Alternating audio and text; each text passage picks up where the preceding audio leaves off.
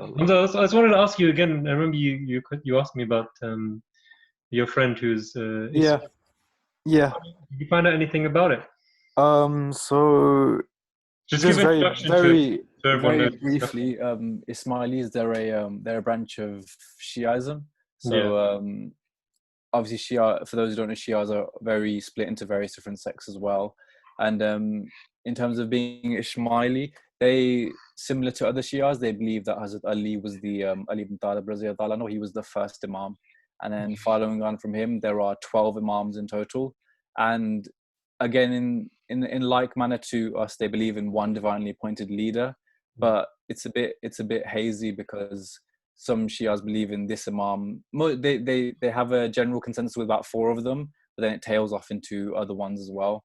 But there's the difficulty comes in where sometimes they, to these Imams, and I was about sometimes they attribute like godly powers to these Imams as well, that like the world can't live or the world can't exist without these Imams being alive. So there's, and the difficulties, their hadiths, they don't, the hadiths that we consider to be the most reliable ones, so say Bukhari and Muslim and things like that, they don't consider those to be authentic and reliable. They have their own consensus on which hadiths are the most reliable, written by their own Imams as well. So it's very difficult in terms of doing tabligh to Shias because their concepts are quite different. Whereas again with Sunni Muslims, we follow the same hadith, same Quran, so we can discuss with them. But with Shias, especially because Shias split up into so many sects as well, it's very difficult to do tabligh to them without prayers and getting your knowledge base up as well.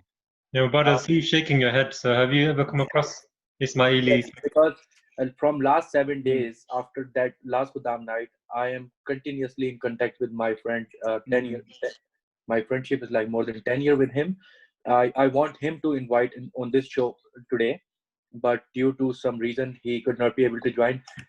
Like main Shiaism, 7 days I'm continuously sending him. I have 30 page that proving 30 times from Quran Hazrat Jesus, Hazrat Isa alayhi salam has been died. So I have 30 ayats with a PowerPoint presentation with each and every hawala, reference, everything. I sent him and we reviewed together on a call and we did everything. And after that, he was amazed. And the main problem with Shiaism is like their beliefs are based on tariq, like a history.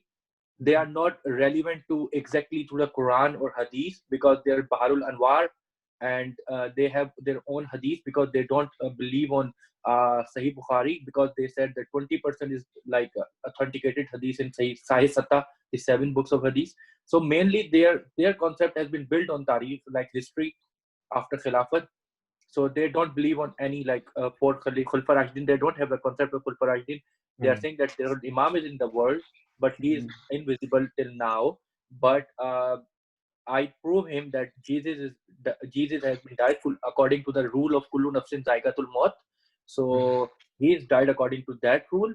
So that's mean that no human being with his body can live in this world for a long lasting time. So in this way, this is the, you can say, dalil for like proof for Hazrat Isa died, and the proof as well for what they said that their Imam is invisible and he's in this world, he's hide somewhere. So yeah, he's hiding somewhere in a cave or something. yeah, exactly. Yeah. It's known as Imam Ghaib. So the disappeared Imam. So by death of Hazrat Isa, that body cannot live in this world for long lasting. Same applied to that Imam Ghaib as well. So when we are proving that side of Wafat Masih, we can same implement on the Imam Ghaib as well. So they're basically you cannot discuss or you cannot argue with Dalils and with Quran. Their all beliefs are based on from the Karbala, from Banu Umayyah, Banu Hashim till the Yazid and Amir Mawiyah. Their history is like on 10 to 20 years after death of Hazrat Muhammad Sallallahu Alaihi Wasallam. They on this base of 10 years and decade after death of Hazrat Muhammad Sallallahu Alaihi Wasallam, their all beliefs are there. And Hamza was right that they have Ismailis. Some people from Shia sect believe that God has eaten 9 siparas of Quran. There are actually 39 siparas. So there are a lot of beliefs.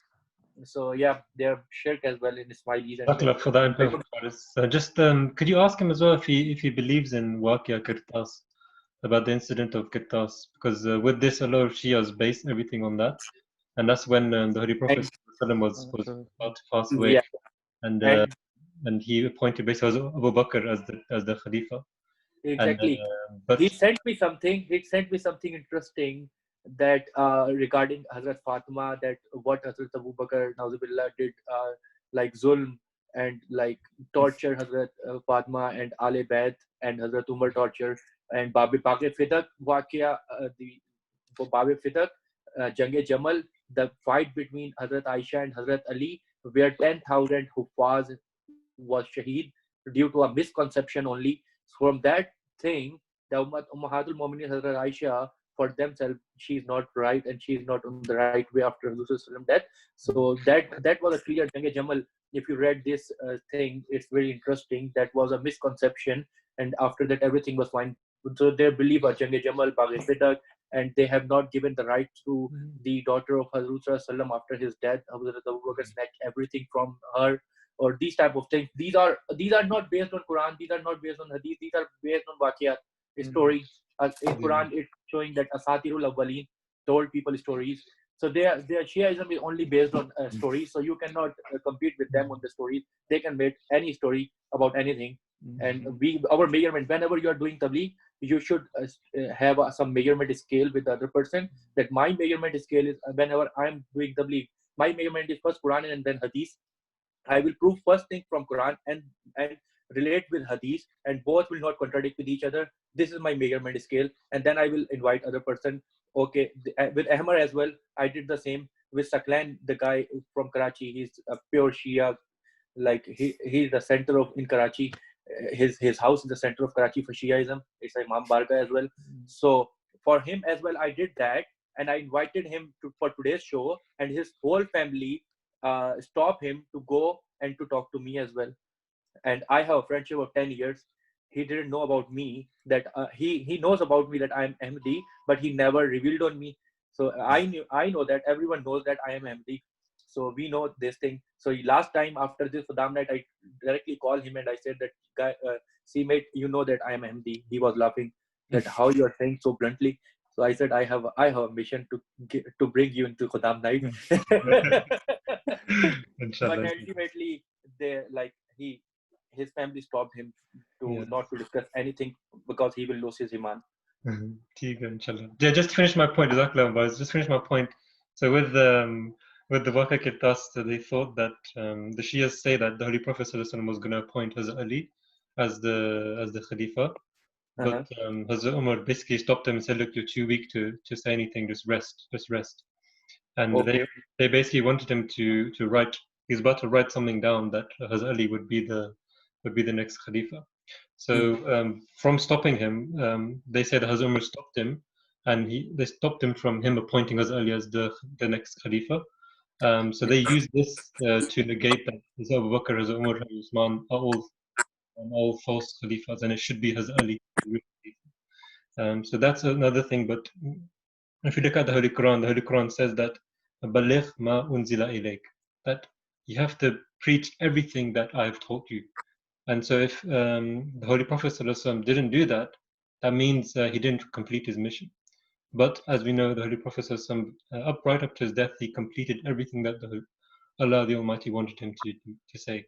So we also say that if that is true, then he didn't complete his mission, but he did. So alhamdulillah, we also believe in all the khulafa, and that's what we have to try and teach the other sects, Shia sects, Ismaili, and everything. So that's just another point that Hamza you can also throw in there to tell your friend as well. So it's good that everyone has different friends, people talking to different kinds of people, but it's always nice to find the right answers to give. I think that leads us nicely onto Nasir as well.